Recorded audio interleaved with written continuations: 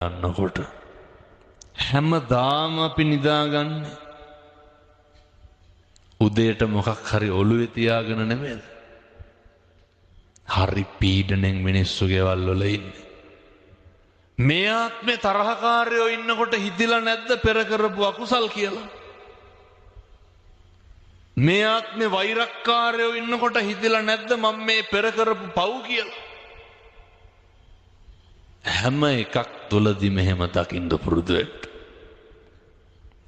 සබ්බ පාපස්සා කරන කුසලස්ස උපසම්පදා සියලු පව් නොකළ යුතුය. සියලු පව්. දැන් මේ අම්මලා තාත්තලා හිතන් ඉන්නේ ලබනාත්මේ කවුරු වෙලා උපදී කියලාද? එහෙම සැකයක්වත් නැද්ද? හරි දුර්ලභයි. අතිශය දුර්ලභයි. බුදුහාමුදුරුවෝ ආනන්ද හාමුදුරුවන්ට දේශනා කරනවා ආනන්ද මිනිස්සු වෙලා උපදින එක නෙමෙයි තියෙන අරුමේ. මොකක්ද අරුමේ? මිනිස්සු වෙලා ඉපදිලා ඉඳලා නැවත මනුෂ්‍යාත්භාවය ලබන එක. ටික ටික පුරුදු වෙන්න. ඔය පීඩාකාරී ජීවිතය තුලදී හැන්දෑවේ නිදාගන්නකොට බැරි වෙයිද විනාඩි 5ක් විතර මුළු ලෝකෙටම මෛත්‍රී කරන්න? විනාඩි 5ක් මම කියනවට කරන්නකෝ. මුළු ලෝකෙටම. දැන් ඔය ඇත්තන්ගේ දැනටත් හිතවල ඉන්නව නේද? ඔවුන්ගේ මලගෙදරකටවත් යන්නේ නැහැ කියලා හිතාගෙන නැද්ද? ඕන තරම් ඇති. පැත්තවත් බලන්නේ නැහැ කියලා. ඔය කියනෝ නේද ඔවුන්ට ඔහොම වෙලා මදි කියලා. අපූර්වට කියනවනේ ඔවුන් විඳවන්න ඕන කියලා. කටට ආපු පළියට කියවන්න එහෙම නැහැ එක ඒවා. ඕ අන්තිමේ විඳවන්න වුණහම අර කියපු අපිද විඳවන්න ඕන ඒවාට හේතු වෙච්ච මිනිස්සුද විඳවන්න ඕන? කියපු අපි විඳවන්න එපා. ඒ නිසා පින්වත්නි හෙට ඉඳන් මම මේ තරුණ දූ දරුවන්ට කියන්නේ සංසාරේ මට කවදාවත් වෛරක්කාරයෝ හම්බෙන්න එපා කියලා ප්‍රාර්ථනා කරන්න. අද ඉඳන් පතන්නකෝ. මේක ටික ටික හරි ඉවර කරගන්න එපා. මේක වැඩි කරගන්න ඕන අඩු කරගන්න ඕන. මේක ගෙවා ගන්න ඕන. අපි මොකද කරන්නේ? කනවා කියාගත්ත වෙලේ ඉන්නේ හැම වෙලේම. බත්මාළු පිණි නෙමෙයි. තරහකාරය. මැරියක් කියලා කියාගත්ත ගමම්මනේ. අපූර්වට කියනවනේ තොපේ දරුවෙකුටවත් හරියන්න එපා කියලා. මේ පැතිවල නම් එහෙම කියන්නේ නැති වෙයි සමහරට. බොහෝ පැතිවල දෙස් දෙවල් දෙනවා. මිනිස්සු කොහොමද අනේකගේ විපත පතන්නේ? හෙට ඉඳන් එහෙම කියන්න එපා. හතුරෙකුටවත් දොස් කියන්න එපා. මොකද අපි බෞද්ධයෝ. අපේ හිතේ තියෙන්න ඕනේ නපරෝ පරං නිකුබ්බේත නාති මඤ්ඤේත කත්ත චිනං කංචි. කිසිවෙක් කිසිවෙකුට වෛර නොකරේවා, නින්දා නොකරේවා, අවමන් නොකරේවා.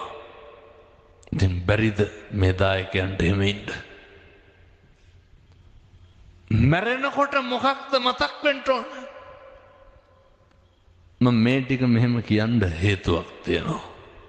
ඔය දැන් අතේ පයේ හයිය තිබ්බට ඔය හතරහන්දි වළංගු තිබ්බට සමහර දේවල් වෙනවා එක සෙනෙකින් මේවා වෙනස් වෙනවා. එක සෙනෙකින් අපිට බිරිඳ නැති වෙන්න පුළුවන්. දරුවෝ නැති වෙන්න පුළුවන්. අපිට අපි නැති වෙන්න පුළුවන් පින්නතුනේ. මිනිස්සෙක් මට කතා කරනවා ඔය විදේශගත වෙලා ඉඳලා තියෙන මේ මැෂින් එකකට අහුවෙලා අත මෙතනින් ගැලවිලා ඇවිල්ලා කියනවා හාමුදුරුවනේ ලංකාවට එනකොට ඉඩකඩම් අරගෙන තියෙන්නේ බිරිඳගෙනවට මොකවත් නැහැ. අම්මයි තාත්තයි අනෙක් සහෝදරයන්ට ඉඩකඩම් ලියලා ඔය කට්ටිය කියන විදිහටම කිව්වොත් එහෙම ගෑණි වෙන මිනිහෙක් එක්ක පැනලා ගිහිල්ලා ශාස්ත්‍රීය විදිහට කොහොමද කියන්නේ බිරිඳ වෙන ස්වාම පුරුෂයෙක් එක්ක ගිහිල්ලා මනුස්සයා කියනවා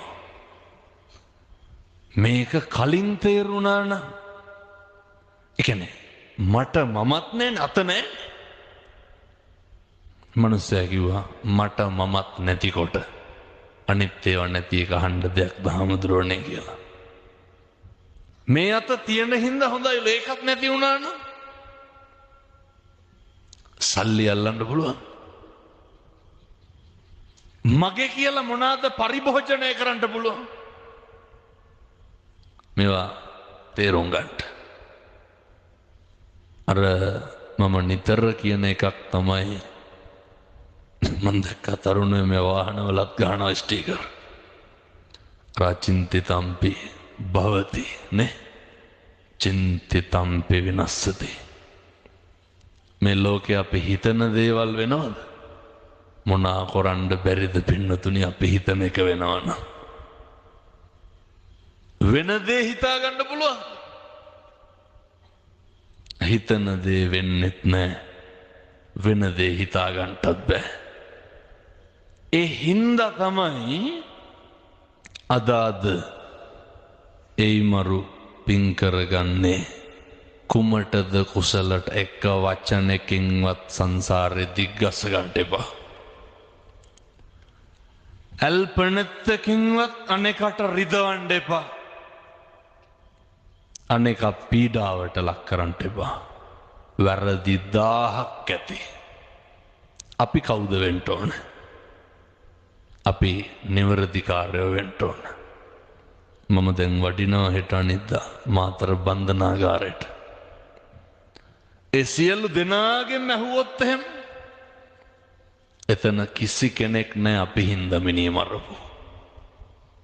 එතන කිසි කෙනෙක් නැහැ අපි හින්දා එන කොටාගත්තු.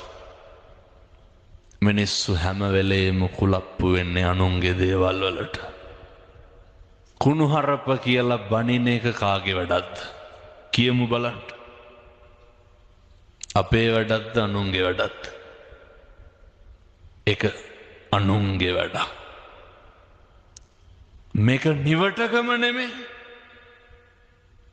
ජීවිතේ ඉවසන්න පුරුදු වෙන්න.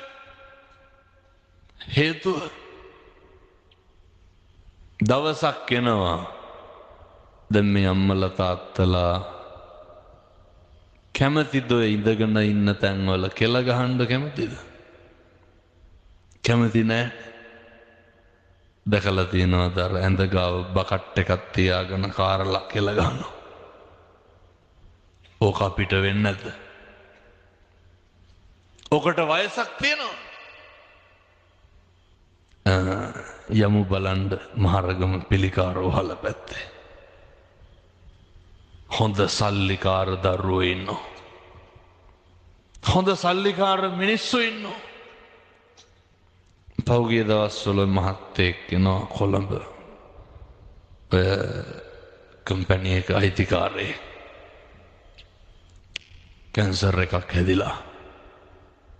සල්ලි වලින් මොකක් හරි කරන්න පුළුවන් නම් ඕන එකක් කොට්ටුයි. කිසි දෙයක් කරන්න බෑ. කිසි දෙයක් කරන්න බෑ. මිනිස්සු මල මුත්‍රා වලට කොච්චර පිළිකුල් කරනවද? ඒක හරිය අපිරියේ. ඔය මම අර කිව්ව අවුරුදු 28ක් 30ක් විතර ඇති කොල්ලට. හොඳ දෙහධාරී ලස්සන තරුණේ. දැකලා තියෙනවද ඇක්සිඩන්ට් වෙලා මොලකටු කැඩිලා ගිහිල්ලා බට ගහලා ඉන්නවා. කවුද දන්නේ අපිට මොකක් වෙයිද කියලා.